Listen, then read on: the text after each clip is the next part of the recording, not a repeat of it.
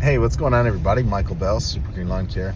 I wanted to talk to you just briefly before I get to my next destination about the month of October and what we can do for our lawns going into the late season, headed towards winter time. Very quickly, I was out yesterday and there was quite a bit of rain, right?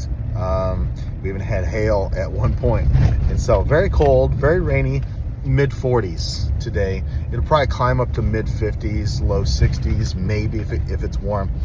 But one thing I definitely am seeing a whole bunch of is I'm seeing a ton of leaves falling from these trees.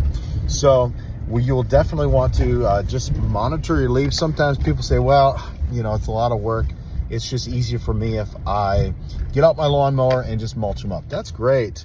But when you let those leaves sit on top of your lawn, it smothers your lawn and it keeps your lawn from, again, your lawn needs all of the same things now as when it did when it was peak growing conditions in the spring. In fact, I would say it needs a little bit more love now than you were able to give it during the summer months, because man, we had just a crazy brutal summer this year. So very hot, a very extreme drought. I thought last year's drought was pretty bad, but this year's drought is, I mean, last year's drought makes this year's drought look like, oh man, we had a monsoon last year compared to this year. So, but anyways, yeah, those leaves are just rolling across, you know, and it's windy. That just means that they're shaking off all their leaves. So what you guys can do is when those leaves accumulate on those lawns, you've got to keep those leaves raked off. When you keep those leaves raked off, it's going to allow your lawn to breathe, and it's going to allow it to be thick and whatnot. So that's one thing that you can do. It's getting a little bit late for water.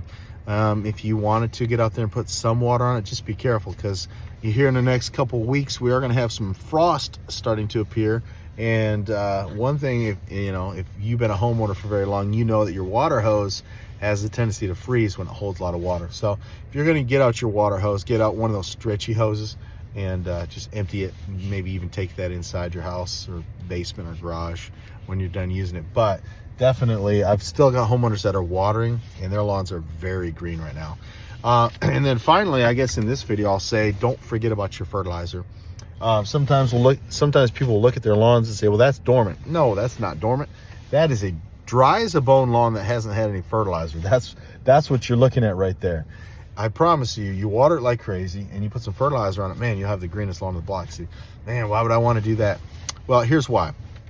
Because our soils and our grass types really thrive on that late fall root development. I'll never forget, I was at a seminar years ago, Purdue University, and we were talking about root development and plant development. When's the best time to plant a tree? It's the fall. When's the last time to repair your lawn? It's in the fall. Same thing. So it's not a great idea to do the repair work in the spring, because you get a lot of other things going on, a lot of weeds, a lot of crabgrass. It's best to repair it in the fall. So but yeah, like what you can do now, like I said, you really want to crank up that fertilizer. This time of year, I'd been using a 2208, sometimes a 25-10-10.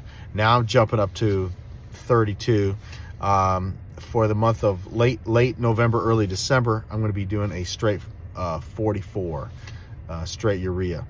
And so the closer we get to snow, the more urea that you want to put on it. Those last two treatments, you can go pretty heavy on your urea. You can go up to a pound of nitrogen per application in your last two treatments.